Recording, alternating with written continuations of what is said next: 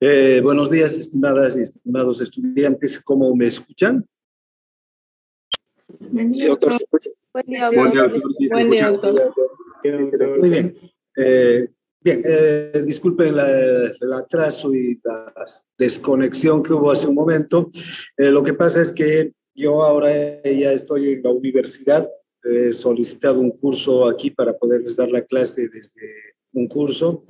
En ese movimiento de traer mi computadora de un lado a otro, se desconectó. Tal como les dije en la anterior clase, yo para que no haya problema del horario entre la teoría y la práctica, en realidad me voy a venir aquí a la U y desde las 8:30 vamos a empezar la teoría y ahora voy a solicitar tener esta aula durante todo este tiempo para que no me falle con la llave y todo lo demás y no nos atrasemos. Pero entonces yo voy a dar las clases desde aquí para que tengamos la clase práctica, la podamos empezar ahora con cada uno de los grupos. También les dije que cuando les toque la práctica, ustedes traten de venirse aquí y hacer un esfuerzo por pasar desde sus teléfonos, en fin, ya aquí para entrar a la clase práctica. Ahora, yo voy a hablar con el director qué posibilidades hay de que pudieran ustedes, por ejemplo, utilizar la sala de cómputo para pasar clases ahí. Los estudiantes que tienen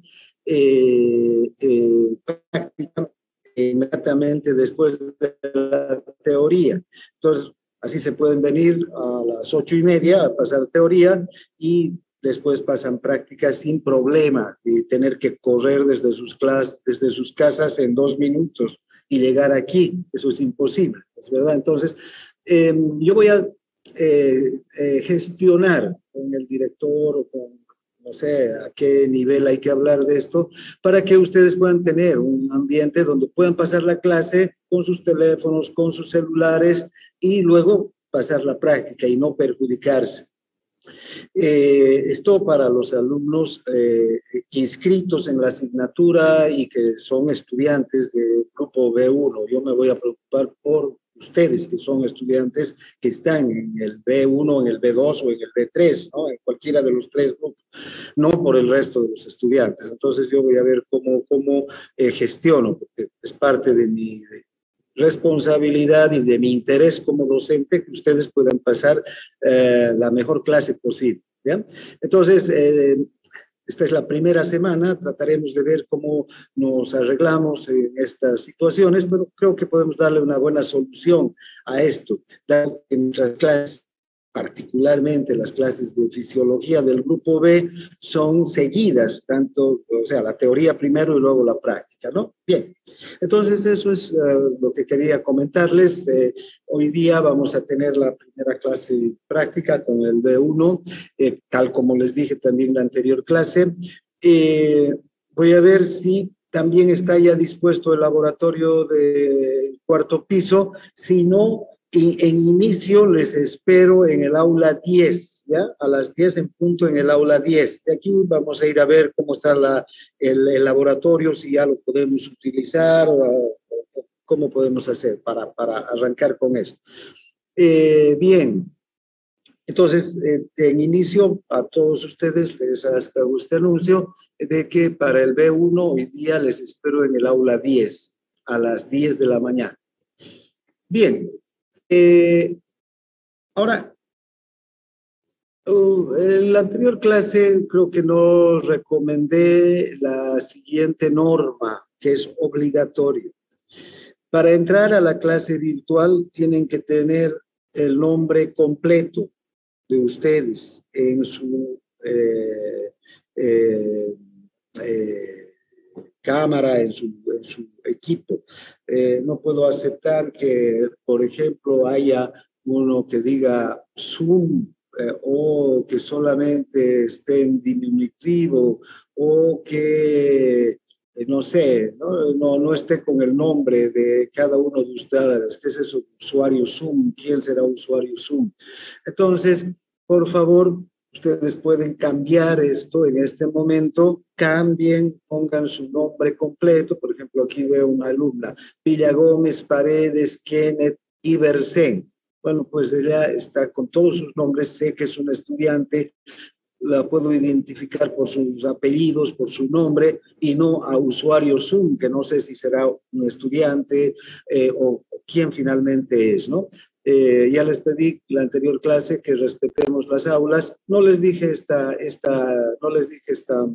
esta norma, por eso no hay problema, pero ahora les indico, por favor, pongan todos su nombre completo para que los pueda identificar como los estudiantes que son del grupo.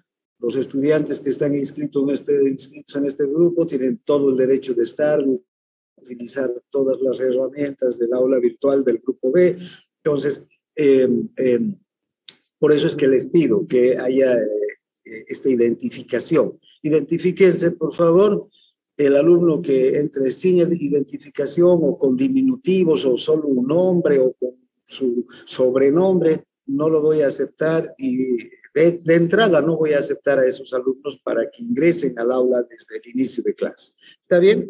Entonces, por favor, les recomiendo que todos ustedes cambien sus nombres y sus apellidos. Los que están correctos no tengan ningún problema, ya están los nombres, pero los que solamente estuvieran como nombre o como solo apellido o como solo, peor todavía, un diminutivo o un sobrenombre, no voy a aceptar. Bien, entonces está claro, ¿no? Sí, doctor. Sí, doctor. Entonces, empezamos la clase. Aquí en el aula hay un aire acondicionado que es realmente fuerte. ¿No interfiere con el sonido? No, no. No, doctor, se escucha bien. Claro. Ah, muy bien. Entonces, si todo está bien, empezamos con nuestra primera clase de este año, ¿ya? En lo que respecta al programa de la asignatura. Bien, hoy vamos a hablar de la organización funcional del cuerpo humano y el control del medio interno.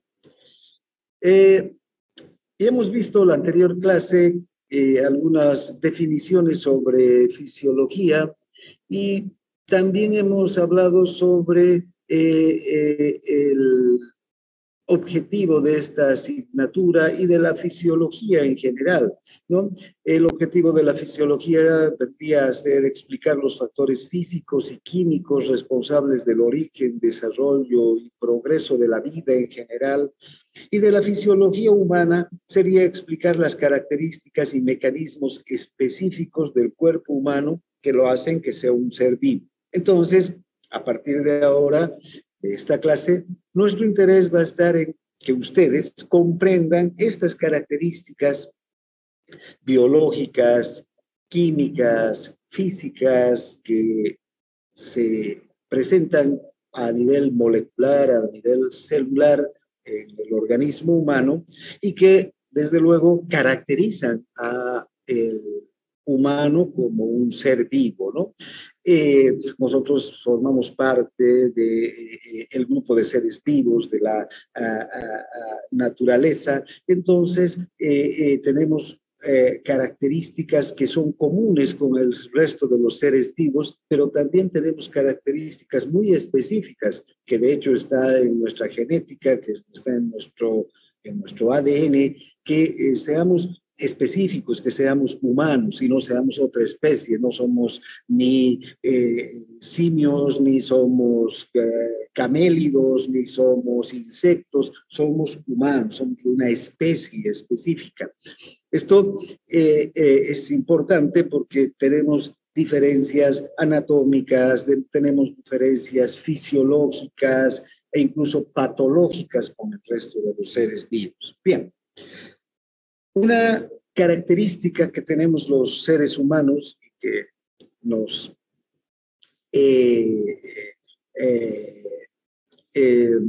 une a todos los seres vivos es que estamos compuestos por células, ¿no? nosotros tenemos tejidos, órganos, y cada uno de estos tejidos, cada uno de estos órganos tiene miles de millones, en algunos casos, de células que son las unidades vivas básicas del cuerpo. Una célula es la unidad funcional del organismo. En unas células podemos nosotros observar absolutamente todas las características que tiene un ser vivo. Y todos los seres vivos entonces estamos formados por células. Algunos seres vivos están formados por una sola célula. Son organismos unicelulares, que sean solamente, que estén formados por una célula, no les hace menos seres vivos que a los organismos más complejos, como los humanos, que estamos formados por billones de células, ¿no? Bien, ahora, cada célula está adaptada para realizar una o más funciones específicas, pero además todas las células tienen características básicas que les son comunes. Estas características básicas que son comunes a todas las células es que prácticamente todas las células utilizan oxígeno para producir reacciones bioquímicas con los carbohidratos, las grasas y las proteínas para liberar energía. Entonces, ustedes ya saben que a través de la glucólisis, de la fosforilación oxidativa, del ciclo del ácido cítrico, podemos obtener ATP a partir de la glucosa o a partir de los ácidos grasos. También podemos obtener ingentes cantidades, muchas moléculas de ATP. Incluso las proteínas son capaces de proporcionar ATP mediante ese proceso que se conoce como gluconeogénesis. ¿Para qué nos sirve el ATP? Para todas las funciones celulares, porque es la molécula energética por excelencia. Por eso dice que todas las células, o en todas las células, el oxígeno reacciona con los carbohidratos y las grasas y las proteínas para liberar energía, para producir ATP. Vean que todas las células van a utilizar esta molécula para sus múltiples funciones, para su reproducción, para la síntesis de proteínas, para el transporte de sustancias a través de la membrana, etc. Ahora, estas reacciones bioquímicas que están orientadas o destinadas a producir ATP tienen básicamente las mismas bases químicas, ¿no? Vean, si observamos, todas las células pueden obtener ATP a partir de la glucosa mediante la glucólisis. La glucólisis es una serie de reacciones bioquímicas que, gracias a la intervención de varias enzimas, se obtiene una molécula de ATP a partir de la glucosa. Pero además se obtiene otra molécula, el ácido pirúvico. Esta molécula de ácido pirúvico, a través del ciclo de Krebs, también va a obtener más moléculas de ATP. Y finalmente, mediante otro proceso que ya se da en la mitocondria, que es la fosforilación oxidativa, se va a obtener más moléculas todavía de ATP. Todo esto a partir de una molécula de glucosa. De una molécula de glucosa podemos obtener hasta 36 moléculas de ATP. De una molécula de ácidos grasos, por la beta-oxidación, que es otro proceso bioquímico también, la beta-oxidación de los ácidos grasos, vamos a tener hasta 104 moléculas de ATP. O a partir de la gluconeogénesis, también que implica la participación de muchas enzimas, las enzimas gluconeogénicas, vamos a obtener moléculas de ATP.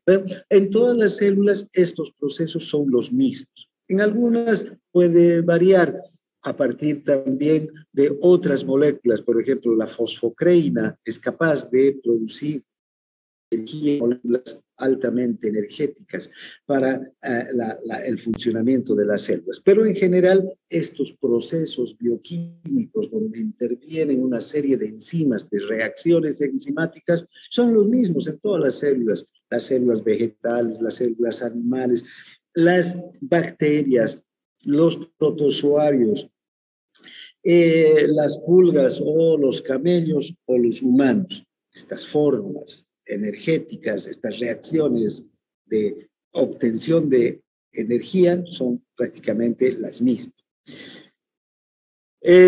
Ahora, las células, una vez que producen el ATP, lo utilizan para sus propias funciones, pero también suelen producir para ATP para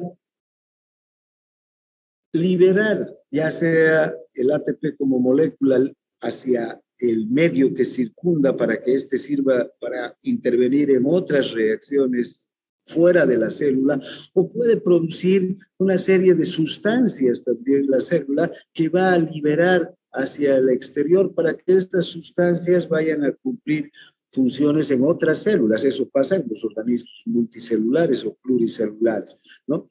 Una célula glandular, por ejemplo, libera los productos de su metabolismo como forma de secreciones, pueden ser enzimas o pueden ser hormonas, y estas van a ir a cumplir funciones en otros tejidos, en otras células. En el caso de los organismos multicelulares, estas sustancias se liberan al medio interno, al líquido extracelular, luego a través del líquido plasmático se distribuyen por el organismo. Finalmente, todas las células tienen una capacidad de reproducirse, formando nuevas células, y que estas células son de su propia estirpe, de su propia especie. Entonces, esto hace que toda especie garantice la supervivencia de su progenie o de su descendencia, más bien, replicando, haciendo que las células que produce sean exactamente iguales a las células madre. Por eso es que los humanos nacemos igual que nuestros padres, somos humanos igual que nuestros padres, ¿no? O los perros nacen perros igual que sus padres, o las tortugas nacen tortugas igual que sus padres, o una bacteria gram negativa se va a dividir en otras bacterias gram negativas también. Entonces, esto es así. Ahora, para que todas estas reacciones de obtención de energía y de funciones que cumplen las células se produzcan, hace falta que la célula esté organizada, ¿no? Esta organización de la célula puede ir desde una célula procariótida básica que tiene citoplasma, membrana celular y muchas de las sustancias que necesita la célula para su funcionamiento y su reproducción están dispersas en el citoplasma. O una célula eucariótica que es mucho más organizada, que tiene la membrana celular, además que tiene un núcleo claramente diferenciado, el núcleo con cromatina, el núcleo con ADN o con los genes.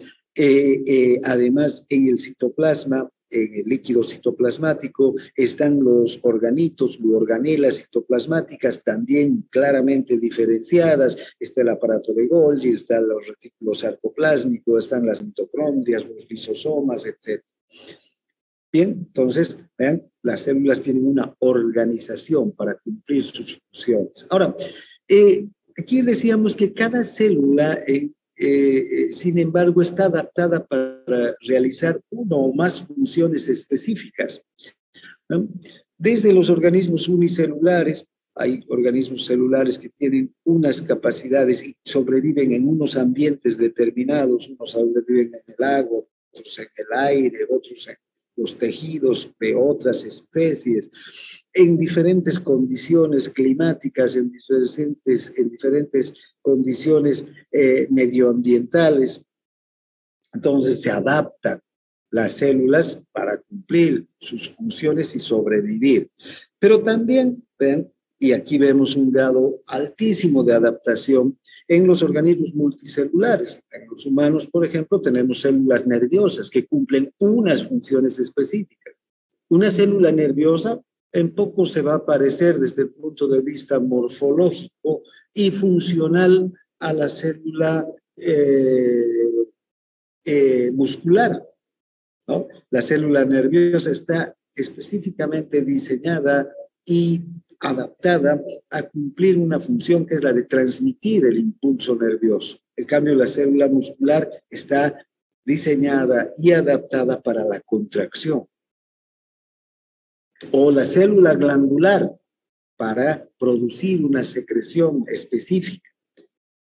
O la célula epitelial, que su función es recubrir una superficie.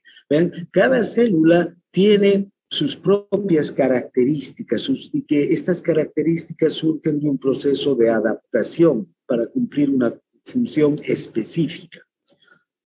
Pero si vemos una neurona o vemos una célula muscular, aunque son diferentes entre sí, aunque tienen funciones diferentes, si las analizamos, van a tener las mismas características que hacen a todas las células, ¿no? Bien, entonces, esto hay que tener en cuenta para empezar.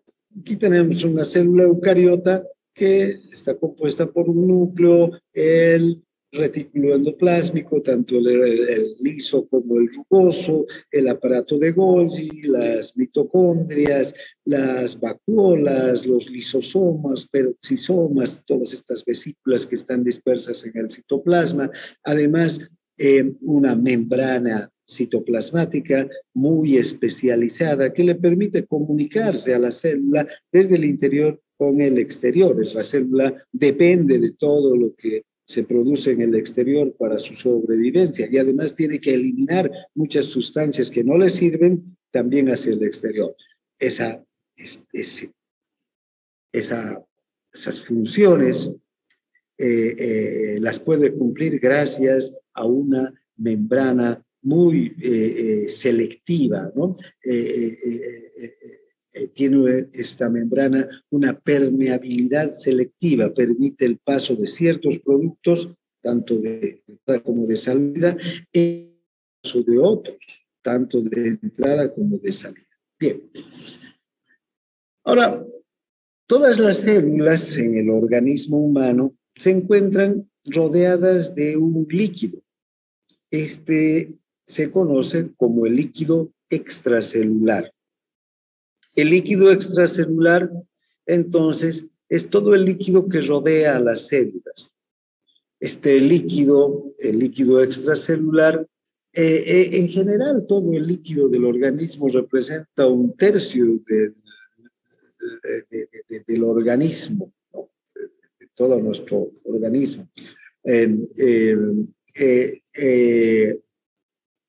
Esto puede variar también. Hay en los niños puede ser un 80, un 90%, cuanto más, digamos, menor es la edad del niño recién nacido, el 90% del cuerpo de un niño recién nacido está compuesto por líquido. En cambio de un anciano, ya este 60% puede variar, puede llegar a ser 80, puede llegar a ser 50, 40%, ¿no? Puede disminuir la cantidad de líquido de un anciano. Las células se deshidratan, se secan, va cambiando las características del organismo. Pero en un individuo joven, sano,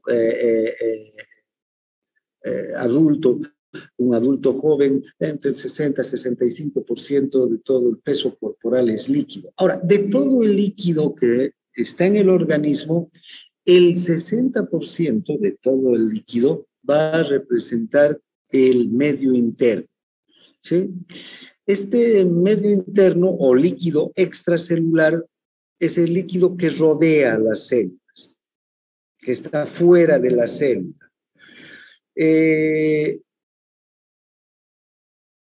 Este líquido, el líquido extracelular en nuestro organismo, se divide además en dos compartimientos: el líquido intersticial y el líquido vascular.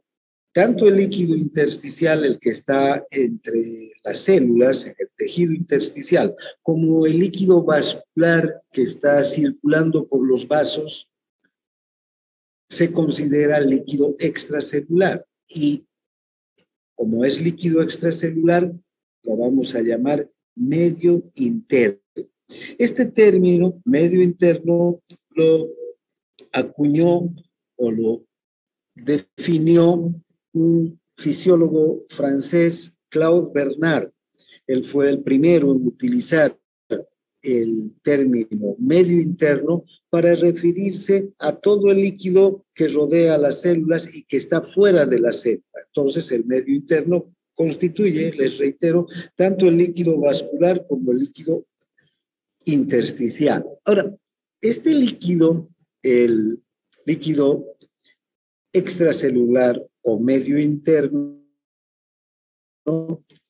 es un líquido que está en dos compartimientos: en el compartimento intersticial, en el tejido intersticial, y también en el compartimento vascular. Pero no es un líquido que está ahí estancado como un líquido dentro de una botella, ¿no? No, el líquido que está en la sangre, en los vasos, no está encerrado como en una botella o en una cañería que no tiene permeabilidad.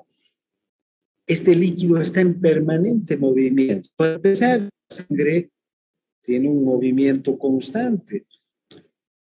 La sangre en cada minuto da toda una vuelta por el organismo, ¿no? Tenemos 5 litros de sangre, que esos 5 litros de sangre dan una vuelta completa por todo el organismo en un minuto de tiempo. ¿Vean? Entonces hay un movimiento muy importante del líquido vascular. Pero además, el líquido vascular está permanentemente saliendo hacia el intersticio a través de los poros capilares. A través de los poros capilares en todos los tejidos donde están los capilares, el líquido está saliendo hacia el intersticio. Entonces, el líquido intersticial tampoco es un líquido estanco, no es un líquido como una laguna donde está todo plácidamente en calma y no pasa nada, ¿no? O como un bañador de agua donde no se mueve absolutamente nada. Ese líquido intersticial está recibiendo una gran cantidad de líquido proveniente de los vasos a través de los poros, y a su vez el líquido intersticial está devolviendo agua a través de los poros también hacia el líquido vascular, de tal suerte que siempre hay un equilibrio constante entre la cantidad de líquido vascular y la cantidad de líquido extracelular o intersticial. No aumenta el líquido vascular ni aumenta el líquido intersticial, porque cuando aumenta el líquido vascular puede haber trastornos, aumenta el volumen sanguíneo, puede aumentar la presión arterial. O si disminuye el líquido vascular, también puede haber disminución de la presión arterial, una hipovolemia. O tampoco aumenta el líquido intersticial, porque si aumenta el líquido intersticial puede haber un edema, ni disminuye el líquido intersticial, puede haber una deshidratación. Vean, siempre estos valores, la cantidad de líquido en los vasos y la cantidad de líquido en el intersticio se mantiene constante, a pesar de que está el líquido en permanente movimiento. Ahí vamos a estudiar todos los factores físicos, químicos, que permiten que los volúmenes de líquido se mantengan en, digamos, una concentración constante. a pesar de este intenso movimiento de líquido que hay entre el líquido vascular y el líquido intersticial. Además, podríamos decir que el líquido intersticial no solamente vuelve al compartimiento vascular, sino también que intercambia líquido con las células, porque hay otro líquido, el líquido intracelular, que tampoco está quieto. Ese líquido intracelular no es también una taza de agua aislada del resto de las otras tazas de agua, ¿no?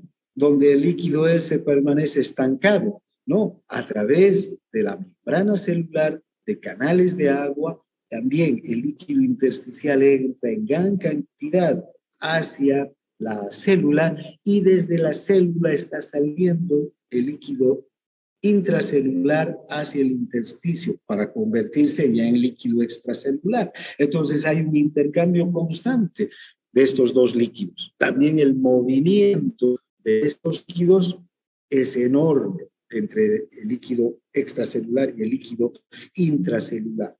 Y también hay una serie de procesos físicos y químicos que mantienen constantes las concentraciones, las cantidades de líquido dentro de la célula y fuera de la célula, y las concentraciones de iones dentro de la célula y fuera de la célula, ¿no? Entonces, ahora, este medio interno, el líquido extracelular, entonces este líquido que está moviéndose constantemente por los vasos, por el intersticio, que entra a la célula y se convierte en líquido intracelular y que luego sale de la célula para volverse a convertir en líquido extracelular, este líquido que está moviéndose no es agua pura, ¿no? Por eso es un líquido, pero tiene muchas sustancias que lo forman al líquido extracelular. No es agua pura, no es H2O. Hay agua, desde luego, una gran cantidad del líquido intersticial o intracelular o extracelular está compuesto por agua, pero también hay otras sustancias dentro de ese líquido. Contiene iones, contiene ion sodio, contiene ion potasio, ion cloro, ion calcio, ¿no? Y nutrientes que están viendo hacia las células, glucosa, ácidos grasos, aminoácidos, vitaminas. Entonces, este líquido está transportando todas estas sustancias que necesitan las células también para sobrevivir y cumplir con sus funciones. Y a su vez, el líquido extracelular, el medio interno, recibe sustancias que salen de la célula como metabolitos, como sustancias de desecho, para ser transportados hacia los órganos de desecho, al hígado, a los riñones, para luego eliminarlos del organismo. Bien. Ahora, todas estas cantidades de iones, de nutrientes, de productos de desecho, de vitaminas, de moléculas, de proteínas que encontramos en el líquido extracelular y en el líquido vascular, tienen que mantenerse en condiciones o en concentraciones casi constantes, no puede variar, no puede haber variaciones en la concentración de una sustancia o de un ion. Por ejemplo, el ion sodio en el líquido extracelular siempre se mantiene alrededor de 142 miliequivalentes por litro de líquido que encontramos. Puede haber más 2, menos 2 miliequivalentes de variación, ¿no? Pero no puede haber grandes variaciones. No puede ser que un día el sodio esté en 30 miliequivalentes y al día siguiente en 200 y otro día en 142. No, las concentraciones de sodio se mantienen dentro de rangos casi constantes, con muy pequeñas variaciones. Eso permite que la célula pueda recibir todas las cantidades de nutrientes, de agua y de sodio que requiere para su sobrevivencia. Pero no solo el sodio tiene que mantenerse en condiciones constantes, el potasio también, o el cloro, o el calcio, o la glucosa. Vean, la glucosa tiene que estar entre 60 y 90 miligramos por decilitro. Si sube la cantidad de glucosa en el líquido extracelular, en el líquido celular, vamos a ver que va a haber alteraciones del funcionamiento del organismo. Cuando está por encima de 90, de 100 miligramos por decilitro, ya decimos que se trae un problema de trastornos metabólicos, como es la diabetes. Y si disminuye la glucosa muy por debajo de los 60 miligramos por decilitro en el líquido extracelular, en la sangre, vamos a ver que puede llegarse a una hipoglicemia, que va a traer trastornos al individuo, o a una hipoglicemia tan severa que puede entrar la persona en un shock, en un coma hipoglicémico, ¿no?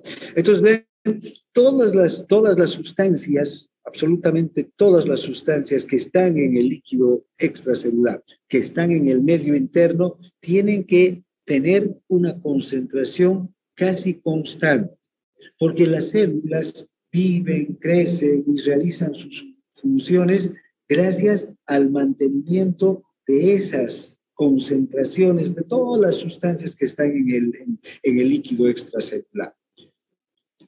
Una buena parte, entonces, del estudio de la fisiología se centra en observar las concentraciones de estas sustancias: oxígeno, glucosa, iones, aminoácidos, grasos, vitaminas, todo lo que la célula necesita para cumplir con sus funciones vitales. Ahora, acabamos de decir que tenemos el líquido extracelular y el líquido intracelular, ¿no?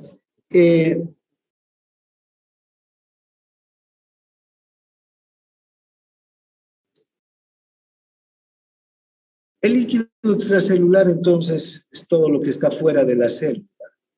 Y el líquido intracelular es todo lo que está dentro de la célula. Estos dos líquidos son muy diferentes entre sí.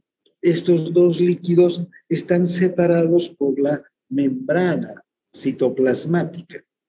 Esta membrana, entonces, se encarga de que las características del líquido intracelular sean las que requiere la célula para su funcionamiento, tanto en cantidad de agua como en cantidad de iones, glucosa y todas las sustancias que están dentro de la célula, así como las concentraciones de estas sustancias, de iones, glucosa, oxígeno, dióxido de carbono, tienen que mantenerse casi constantes en el líquido extracelular.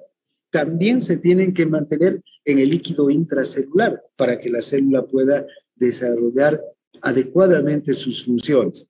Pero las concentraciones de estas sustancias son muy diferentes en el líquido intracelular y en el líquido extracelular. De tal suerte que las características de los dos líquidos hacen que estos dos líquidos sean dos líquidos muy diferentes entre sí. Vean, por ejemplo, el líquido extracelular fundamentalmente contiene sodio. Ese líquido, además del agua, desde luego, contiene una gran cantidad de sodio. El sodio es el ion dominante, el ion prevalente en el líquido extracelular, el que más hay en el líquido extracelular. Si sumamos todas las sustancias que están en el líquido extracelular, vemos que la mitad de todas las sustancias, si contamos uno por uno todo lo que hay en el líquido extracelular, la mitad está compuesto por sodio. Luego está el ion cloruro. El ion cloruro también es abundante en el líquido extracelular. También hay importante cantidad de ion bicarbonato o de oxígeno, las moléculas de oxígeno, o dióxido de carbono. Hay mucha glucosa en el líquido extracelular. La glucosa se está dirigiendo a las células, no ha sido utilizada todavía, está yendo a las células para que sea utilizada. Entonces hay mucha glucosa, hay muchos ácidos grasos. Los ácidos grasos también se están dirigiendo a las células, hay muchos ácidos grasos y hay muchos aminoácidos. también dirigiéndose hacia las células para que sean utilizados por la célula. Entonces, estas son características del líquido extracelular. En cambio, el líquido intracelular está predominantemente compuesto por iones potasio. También diríamos que la mitad de todos los compuestos que hay en el líquido, que están diluidos en el líquido intracelular, la mitad casi corresponde al potasio. 140 miliequivalentes por litro son los que corresponden al potasio en el líquido intracelular. Hay mucho magnesio, hay mucho fosfato que utiliza la célula. Estos son iones dominantes. Como ustedes pueden ver, en sustancias, aquí ya no encontramos glucosa, ya no encontramos ácidos grasos, no encontramos aminoácidos. Y si los vamos a encontrar es en pequeña cantidad, porque ni bien entra la glucosa a la célula, ya empieza a ser degradada para ser convertida en ATP. Ni bien entran los ácidos grasos, también empiezan a ser degradados y utilizados para ser convertidos en ATP. Son nutrientes, la célula los utiliza para su función. Lo mismo ocurre con los aminoácidos. Ingresan a la célula y la célula ya los utiliza para la síntesis de proteínas. Entonces, estas células tienen poca cantidad de glucosa, de ácidos grasos, de aminoácidos. Porque aunque hacia la célula van estas sustancias, la célula las utiliza inmediatamente para sus funciones. Ahora, tanto el líquido extra e intracelular también contienen pequeñas cantidades de los líquidos que son, o de los iones que son dominantes en el otro líquido, ¿no? Por ejemplo, el líquido extracelular también contiene potasio, también contiene magnesio o fosfato, pero en muy pequeñas cantidades. La concentración de potasio, por ejemplo, en el líquido extracelular es de 4 miliequivalentes por litro.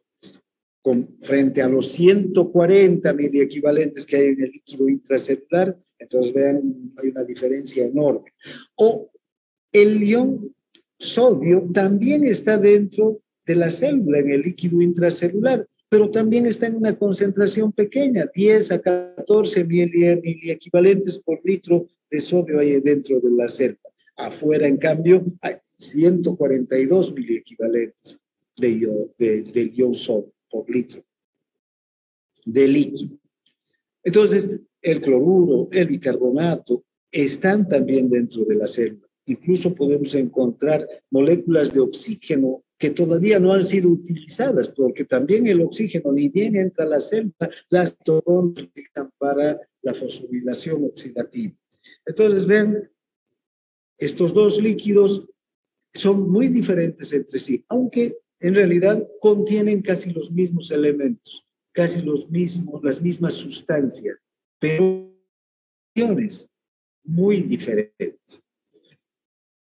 Ahora, este término homeostasis es un término que lo acuñó, que lo definió otro fisiólogo a principios del siglo XX. Este fisiólogo se llamaba George Cannon, aunque fue tan grande que todavía lo nombramos y, digamos, si biológicamente no vive, pero la historia de la fisiología está siempre presente, ¿no? Cannon acuñó este término, homeostasis. ¿Qué quiere decir este término? Este es un término muy importante en fisiología y en biología, pero en fisiología es extremadamente importante. Homeostasis se refiere al mantenimiento de unas condiciones casi constantes del medio interno. Hace unos minutos, unos segundos atrás, les decía que los dos líquidos tienen unas características, digamos, específicas, el líquido intracelular y el líquido extracelular. Y que el líquido extracelular tiene que tener unas concentraciones de iones, de oxígeno, de glucosa, de aminoácidos, de ácidos grasos, siempre constantes, para que la célula pueda cumplir con sus funciones. Entonces, la homeostasis es la capacidad que tiene nuestro organismo de mantener el medio interno en esas condiciones casi constantes. Ahora, esta es una labor enorme. Mantener las condiciones casi constantes del medio interno no es fácil, ¿verdad? Que siempre haya la misma cantidad de oxígeno o con pequeñas variaciones, que siempre haya la misma cantidad de glucosa con pequeñas variaciones, o de sodio, o de potasio, o de cloruro. Es un trabajo en el que participan todos los órganos, todos los sistemas del cuerpo, todos los sistemas trabajan para mantener la homeostasis. Porque fíjense, del mantenimiento de la homeostasis depende la vida de nuestras células. Si se altera la homeostasis, si se alteran las condiciones del medio interno, si se alteran las concentraciones de glucosa, de oxígeno, de sodio o de cualquier sustancia del medio interno, las células van a ser afectadas, van a empezar a sufrir. De hecho, la mayor parte de las enfermedades tiene como base la alteración de la homeostasis. En el hígado, en el riñón, en el pulmón, las células empiezan a sufrir cuando las condiciones del medio interno no están garantizadas en sus concentraciones, que estas concentraciones sean constantes, ¿no? Entonces, todos los órganos funcionan y ese funcionamiento colabora para que se mantenga la homeostasis. El hígado, además de garantizar la homeostasis de todo el medio interno, garantiza su propia vida, ¿no? Su propia sobrevivencia. Los pulmones garantizan también la provisión de oxígeno y que esta provisión de oxígeno sea constante en los volúmenes de oxígeno que requieren todas las células para cumplir sus funciones segundo a segundo, ya no digamos segundo a segundo, que es un tiempo muy grande para la célula, milisegundo a milisegundo. La célula requiere de una provisión constante de oxígeno. Entonces, para abastecer a todas las células del organismo, la concentración de oxígeno en el líquido extracelular, en el medio interno, tiene que ser siempre constante. No puede haber altibajos, porque las células pueden sufrir. O de glucosa. Vean, para mantener la glucosa, todo el aparato digestivo, podríamos ir un poco más allá todavía. Requerimos del aparato locomotor para ir a buscar comida, porque nosotros no tomamos la comida, no obtenemos los nutrientes desde el suelo o del aire o del medio que nos rodea.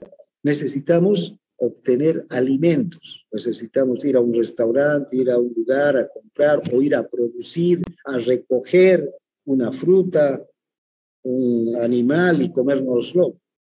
¿Ven?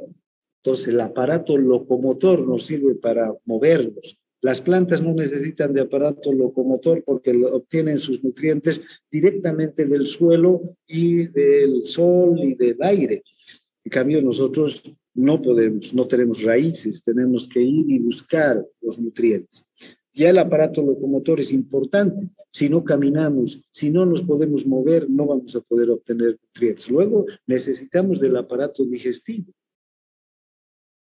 Desde los dientes para moler los alimentos, luego la deglución, el estómago, los intestinos para todos los procesos digestivos y de absorción, luego el páncreas produciendo insulina para que la glucosa sea aprovechada por las células. Fíjense, son varios procesos de muchos órganos que tienen que funcionar perfectamente para que la glucosa esté en una concentración de 60 a 90 miligramos por decilitro todos los días y a cada hora, porque si no, nuestras células, y en especial las células del cerebro y otras, pueden dejar de funcionar. Entonces, vean qué importante es la contribución de todos los órganos para el funcionamiento perfecto del organismo. El riñón es un órgano esencial para mantener las concentraciones exactas o constantes de todos los iones, de todas las sustancias, mediante los 3 procesos que tiene el riñón: la filtración, la reabsorción y la secreción tubular. La filtración glomerular, la reabsorción tubular y la secreción tubular. Entonces, todos los órganos funcionan. Aquí podemos ver este esquema en el que, vean, aquí está el medio interno, el líquido circulante por los vasos, el intersticio, y vean cómo el oxígeno, los nutrientes, incluso el aparato locomotor, ¿no?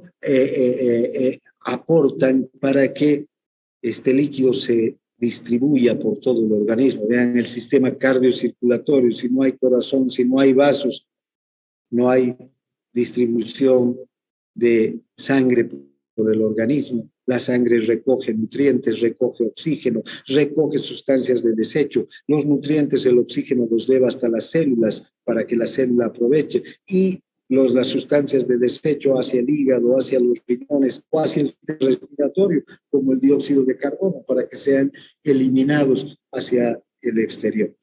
Entonces, absolutamente todos los órganos intervienen para garantizar la homeostasis. El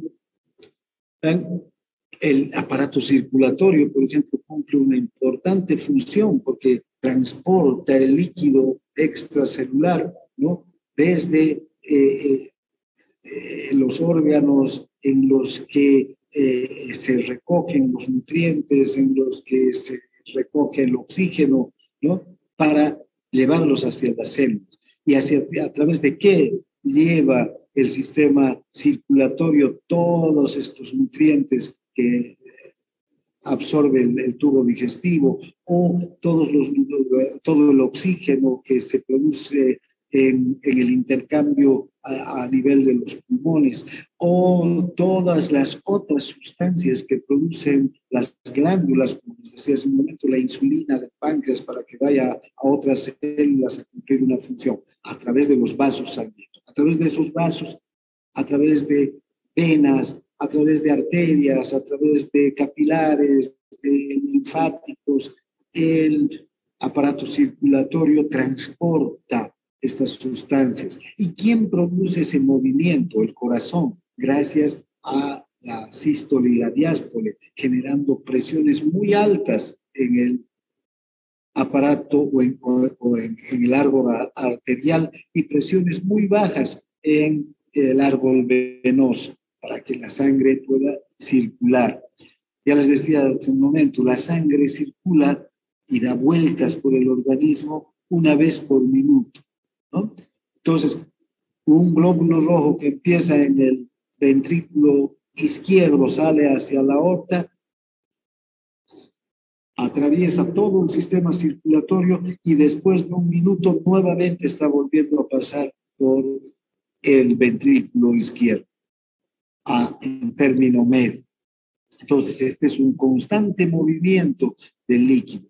Luego hay otra etapa, es una primera etapa, la de la circulación. Hay una segunda etapa del líquido que sale, vean, desde ya los vasos, y esto se cumple en los capilares, a través de los poros capilares, y circula por entre las células, en los tejidos, ¿no? Todas las células, gracias a un sistema circulatorio perfecto que hemos desarrollado, reciben la cantidad de nutrientes que necesitan para sobrevivir. No hay una célula que reciba más o otra célula que reciba menos.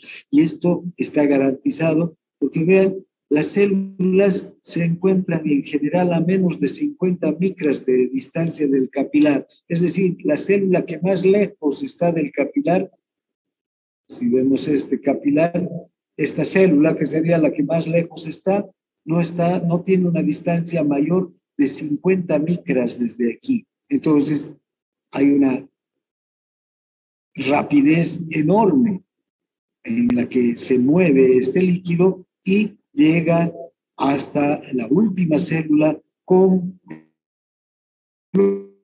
o sea, cómo para su sobrevivencia. Ahora, ¿de dónde vienen todos los nutrientes que llegan al líquido extracelular, al medio interno? Del aparato respiratorio llega el oxígeno, ¿no? Que se cae en los alvéolos, del aparato digestivo, todos los nutrientes como hidratos de carbono, ácidos grasos, aminoácidos. El hígado y otros órganos son capaces de metabolizar. El hígado y otros órganos tienen enzimas o sustancias como hormonas, la insulina, ya les decía hace un momento, u otras hormonas que participan de el cambio de composición química o facilitan que estos nutrientes puedan ingresar a la célula, ¿no? Que las nutrientes y las conviertan en formas utilizables, es decir, que las puedan utilizar para sus procesos vitales. Además, también el hígado y el riñón y otros órganos, como los propios pulmones, eliminan ciertas sustancias tóxicas que ya no nos sirven en el organismo, como el dióxido de carbono, por ejemplo, o la bilirrubina, que necesariamente tienen que ser eliminados hacia el exterior, porque podrían producir algún tipo de intoxicación. Finalmente, el aparato locomotor, como les decía, que nos permite desplazar. Ahora, se eliminan los productos finales del metabolismo a través de los pulmones, el dióxido de carbono sale en el intercambio en los alvéolos, los riñones a través de la orina van a eliminar muchas sustancias como la urea, la creatinina, el ácido úrico, ácidos y sales biliares, que no nos sirven y que necesariamente tienen que ser eliminados. Y el hígado es un órgano importante del metabolismo. El hígado, con un sistema enzimático, es capaz de producir muchos metabolitos que no le sirven al organismo, y muchos de estos metabolismos de sustancias, tanto que son nutrientes como no nutrientes, como por ejemplo los fármacos que utilizamos para el tratamiento de enfermedades, son eliminados a través de la bilis. Los riñones también eliminan una gran cantidad de sustancias tóxicas o de sustancias que no son utilizadas por el organismo, como son los fármacos que utilizamos para el tratamiento de enfermedad. Ahora, cada uno de estos órganos que hemos visto que nos ayudan a transportar, a obtener, a transportar nutrientes hacia las células y a que las células aprovechen los nutrientes, o que ayudan a eliminar las sustancias de desecho, las sustancias que ya no le sirven al organismo. Cada uno de estos órganos no actúa de manera independiente. No, nuestro organismo es una unidad. Todos estos órganos están perfectamente integrados gracias a la regulación de sus funciones que realizan dos sistemas importantes que tenemos: el sistema nervioso y el sistema de regulación hormonal. El sistema nervioso, todo el sistema nervioso central, que integra prácticamente todas las funciones del cuerpo. Vamos a ver cómo el hipotálamo se encarga de integrar todas las funciones viscerales a través del sistema nervioso autónomo. Pero también el sistema nervioso central es capaz de integrar todos los estímulos que recibimos del medio ambiente, estímulos visuales, auditivos, sensitivos, olfatorios, táctiles, todos los estímulos que recibimos del medio que nos rodea y de nuestro propio cuerpo, y los procesa para dar respuestas oportunas y que el organismo pueda mantenerse en condiciones adecuadas. Lo mismo ocurre con el sistema de regulación hormonal. El sistema de regulación hormonal está compuesto por varias glándulas glándulas endocrinas como el páncreas, la tiroides, la hipófisis, las glándulas sexuales, testosterona o hormonas, que prácticamente participan de todas las funciones del organismo. Entonces, estos dos sistemas regulan e integran las funciones. El hígado no actúa por su cuenta, el estómago no actúa por su cuenta, el riñón no actúa por su cuenta, todos actúan de manera coordinada y ordenada. Finalmente, nosotros tenemos un sistema que nos protege, que evita que nos enfermemos, que muchas de las sustancias y otros seres vivos que están en nuestro alrededor, como bacterias, hongos, virus, nos puedan producir una enfermedad y la muerte, ¿no? Nosotros también nos protegemos de los otros seres vivos gracias a este sistema inmunitario y sistema tegumentario que forman parte de la protección del organismo.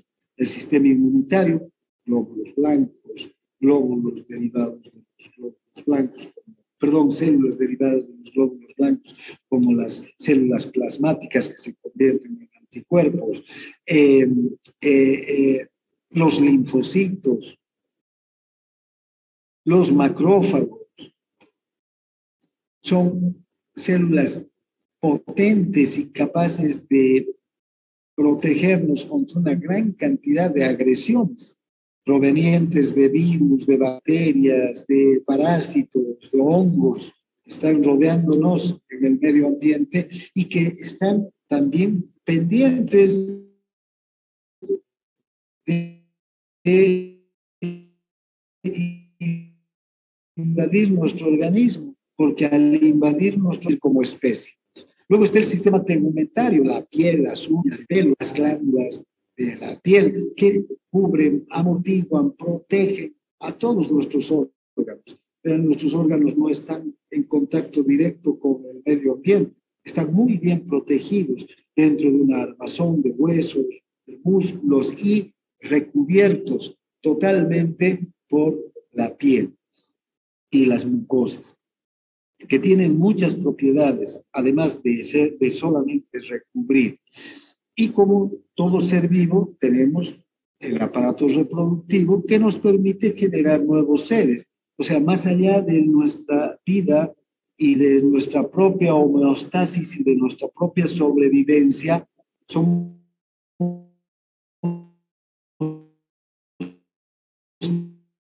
capaces de generar un nuevo ser que corresponde exactamente a las mismas características de nuestra especie. Y con eso estamos garantizando la vida de nuestra especie, la vida de nuestra especie, la continuidad de la vida de nuestra especie. Todos los organismos vivos tienen esa misión en la naturaleza. Y nosotros, como todo organismo vivo, tenemos. Muy bien.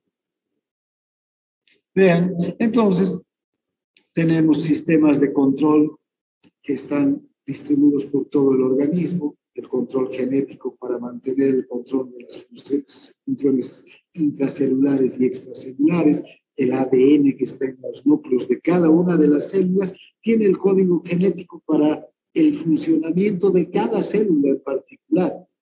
Por ejemplo, dentro del código genético está el código para la síntesis de proteínas y las células sintetizan proteínas cada milisegundo, diferentes tipos de proteínas que son útiles para su funcionamiento, enzimas, proteínas de membrana, proteínas de estructurales, etc. Medios de transporte, receptores para hormonas, para neurotransmisores. Las células permanentemente están sintetizando proteínas para su funcionamiento y cada célula tiene un funcionamiento en particular. Y hemos visto que una neurona no es lo mismo que una célula muscular. Entonces, el código genético de una neurona tiene, ¿no?, la inscripción para la síntesis de proteínas propias de la neurona. Y el código genético de la célula muscular tendrá también la inscripción del código propio de las proteínas que tiene que sintetizar la célula muscular. Por ejemplo, la célula muscular tiene un código genético que permanentemente está siendo empleado para qué y transcrito al ARN para qué, para la producción, por ejemplo, de actina, de miosina, que o hay en mínima cantidad o no hay en la célula nerviosa, porque la célula nerviosa no es una célula que está diseñada para la contracción. ¿No es verdad? Entonces, ven, cada célula entonces tiene estos sistemas de control, cada órgano, cada tejido tiene estos sistemas de control genético que les permite producir sus propias proteínas para su funcionamiento específico y además para la división celular, ¿no? Además, ahí vean, el aparato respiratorio está muy asociado al sistema nervioso. Vamos a ver que si suben las concentraciones de dióxido de carbono en el líquido extracelular, inmediatamente el bulbo raquídeo, el centro respiratorio, percibe estas concentraciones de dióxido de carbono altas. ¿Y cuál es la respuesta nerviosa? Aumentar la frecuencia respiratoria para eliminar más rápidamente el dióxido de carbono. O el hígado y el páncreas que regulan la concentración de la glucosa en el líquido extracelular. Si la glucosa en ayunas es de 60 a 90 miligramos por decilitro, pero yo desayuno e inmediatamente después del desayuno aumenta esa concentración hasta 140 miligramos por decilitro, 150, ¿vean? Hay una abundancia de glucosa que no estaría dentro de los valores normales, pero como comí, la glucosa ha pasado a la sangre. Entonces esa glucosa tiene que ser inmediatamente utilizada. ¿Quién utiliza la glucosa? Las células. ¿Y quién se encarga de que las células aprovechen esa glucosa y nuevamente baje a concentraciones normales? El páncreas y el hígado. O los riñones, que permanentemente están a través del filtrado y la reabsorción, del filtrado glomerular y la reabsorción tubular, manteniendo las concentraciones de sodio, de potasio, de fosfato y casi todos los iones del líquido extracelular, ¿no? O la regulación de las concentraciones de oxígeno y dióxido de carbono en el líquido extracelular. El aparato respiratorio es importantísimo para llevar el oxígeno hasta el alveolo, pero desde el alveolo, ¿quién se encarga de llevar el oxígeno hacia el tejido? El glóbulo rojo. Y a través de una sustancia química que es la hemoglobina, una proteína que está dentro del glóbulo rojo, que esta proteína es capaz de unirse a la hemoglobina, al oxígeno. La hemoglobina es capaz de unirse al oxígeno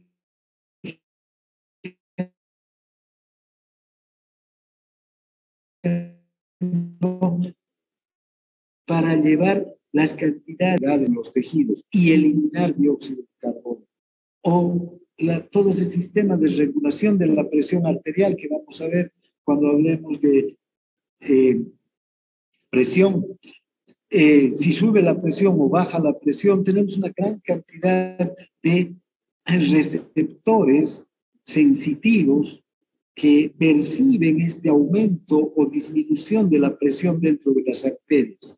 Estos receptores están conectados con el hipotálamo, están conectados con el centro de cardio circulatorio e inmediatamente envían mensajes hacia estos órganos superiores y hay respuestas aferentes para regular la presión. O aumenta la contracción de las arterias y las venas, o disminuye la contracción de las arterias y de las venas, o aumenta la eliminación renal de sodio y agua, pero el organismo es capaz de responder a los incrementos de la presión arterial de manera inmediata. ¿Vean? Son los vasoreceptores los que van a percibir estos aumentos, pero las respuestas van a venir a través del sistema nervioso o del autónomo o a través también del riñón. Bien, ahora, nuestro organismo está compuesto, como les decía, por 3 tipos de líquidos, ¿no? Uno o 2 principales. Uno es el líquido extracelular y otro es el líquido intracelular. El líquido intracelular es un líquido que está dentro de las células y el líquido extracelular es el que está fuera de las células. El líquido intracelular o extracelular lo componen el plasma que está en los vasos y el líquido intersticial que está en el intersticio.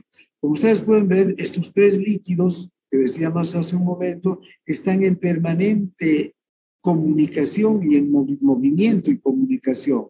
De los vasos pasa al intersticio, del intersticio a la célula, de la célula hacia el intersticio y del intersticio hacia el plasma. Este movimiento de líquido se debe a muchos fenómenos físicos,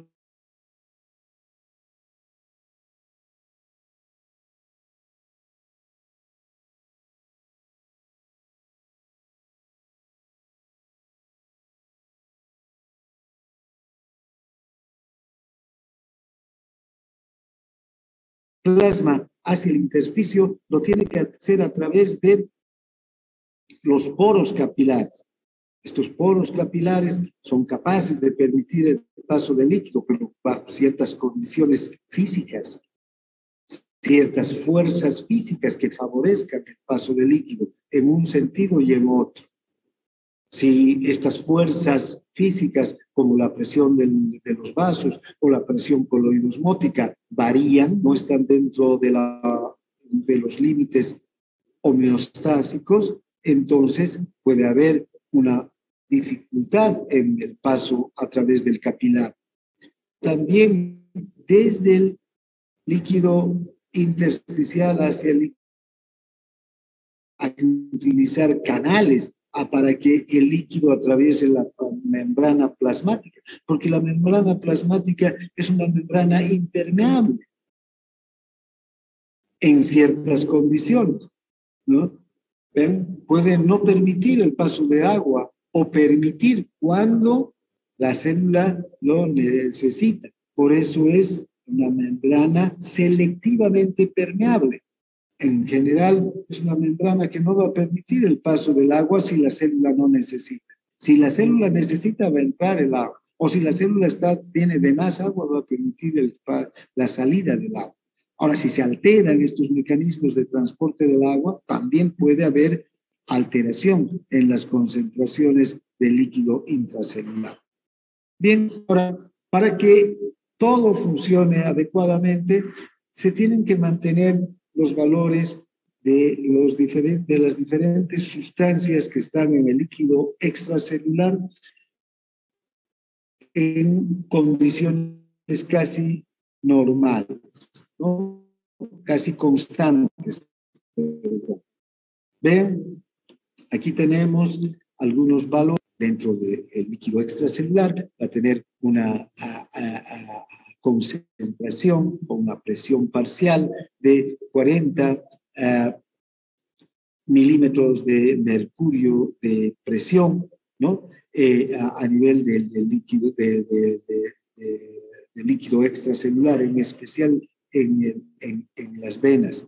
El dióxido de carbono, 40 milímetros de mercurio también. El ion sodio, 142. El ion potasio, 4.2. El ion calcio, 1.2. El cloruro, 7.8. El bicarbonato, 28. La glucosa, 82.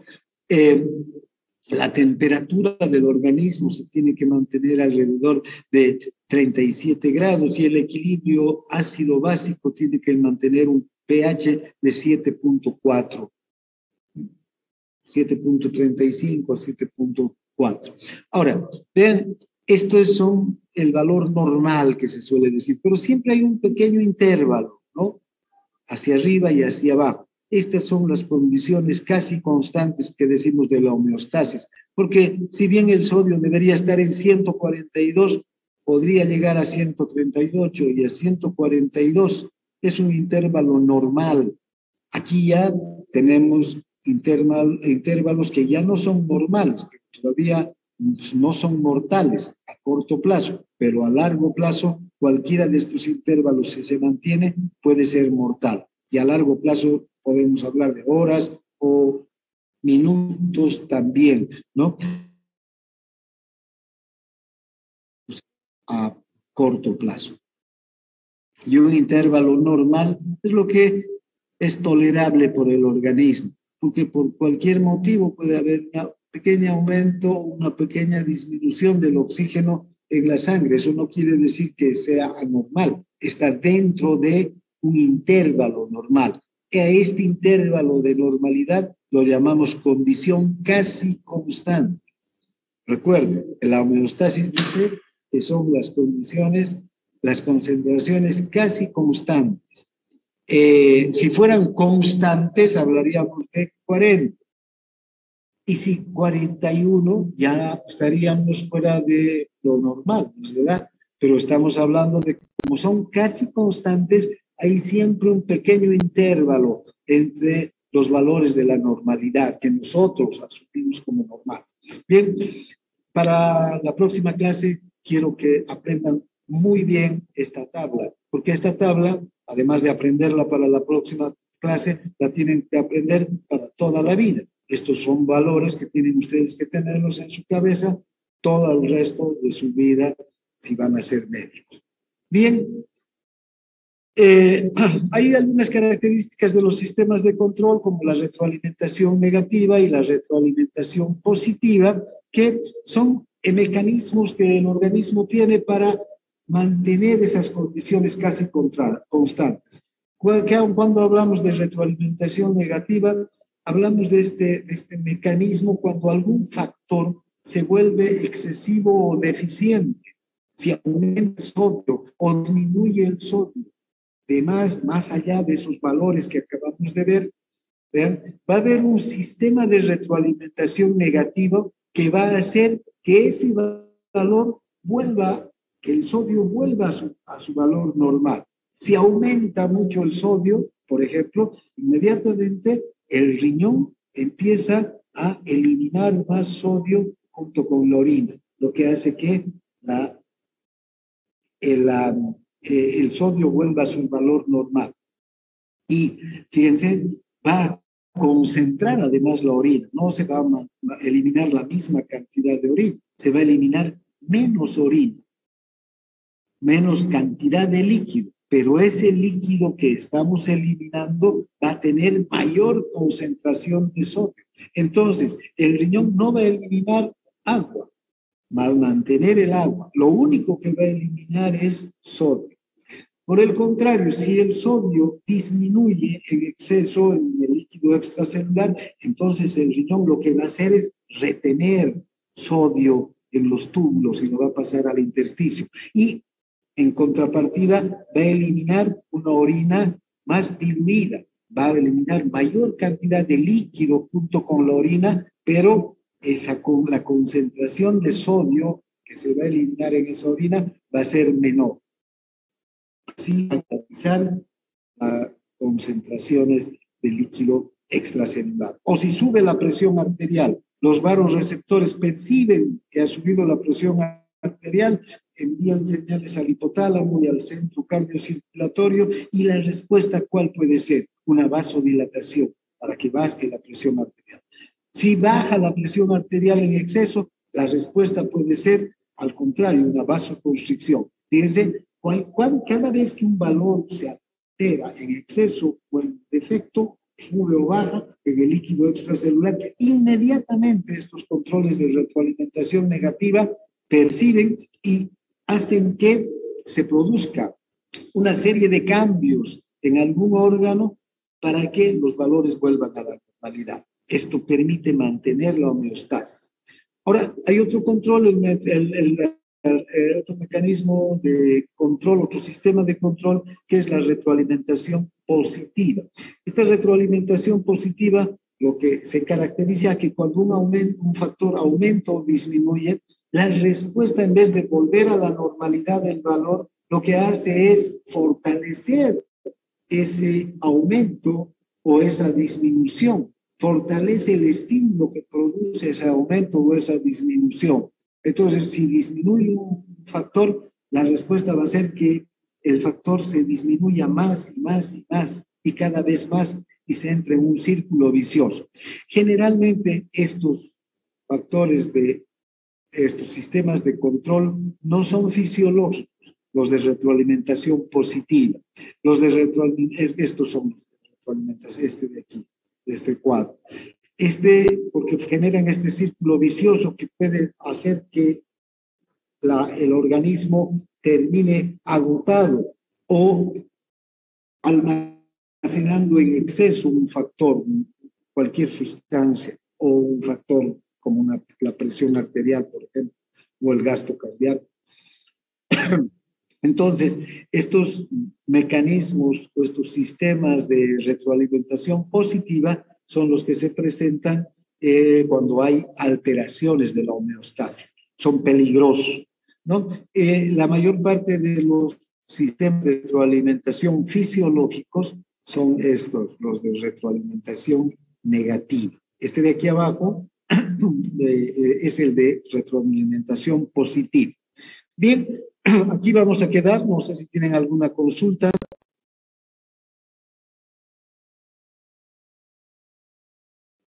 Todo claro, doctor, gracias. Bien, entonces mañana nos vemos a la misma hora y gracias por su atención. Gracias, Doctor. Muchas gracias, doctor. Gracias. Hasta luego, doctor. Chao. Hasta luego, doctor. Chao, chao, chao. Hasta luego.